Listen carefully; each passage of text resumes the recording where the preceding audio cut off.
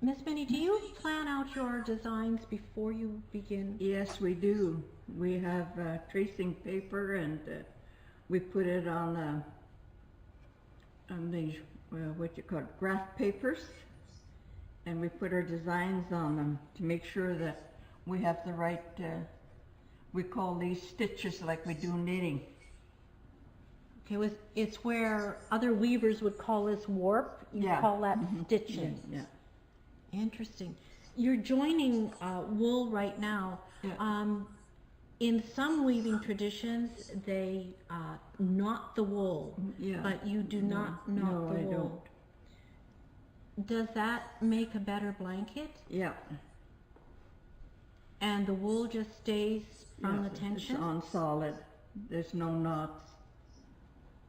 How do you compact the wool? Do you force it down at all? No, or is it... I just use my fingers in between. This here warp is wide, but traditionally we have them really close together.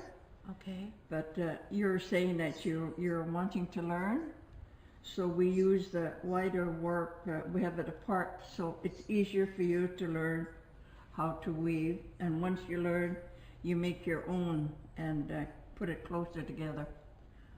I see. When your wool comes to the edge and it's very, very thin, I noticed that you somewhat overlapped it. Does that create a problem? No, it doesn't.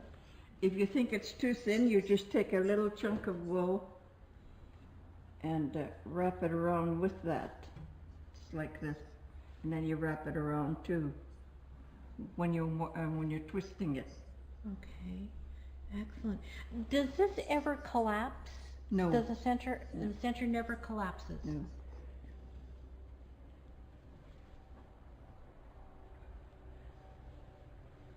When you go to start creating a pattern, do you pull the wool apart and start weaving back? No, when you start when you want to create a pattern, you can go just so far and leave the center part, and then you go back and forth here, and then you work this the same way. You go back and forth, and then whatever color you're using, you use that to go back and forth like a diamond or... So you wouldn't necessarily go the full length? No, no. Does that create a ridge? No, not really. It all depends on how you'll be doing it yourself. And when you stop here, I can go back here. In some traditions, we would call that a lazy line. Well, maybe you do, I don't know. And then you see you start here, and then you start here again. Does it any time you interlock the colors?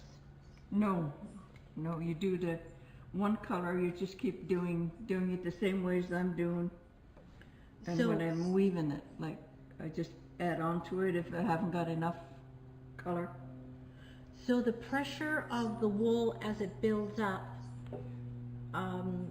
make sure there's no hole. Yes. Okay.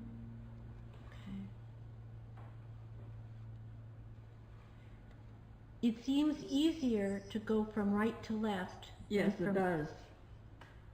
Is that, have you done a different technique? No, there's a lot of people that'll do it another way. They'd make the wool go under, and it makes it look like a braid. Your work looks like a braid, but that's not traditional, because I'm really fussy. I make them take it apart again. The right ways, this way to do, like the Siwal weavers have done it in the early days. I would be taking it apart a lot. Yeah. Is there any other weaves that are traditional?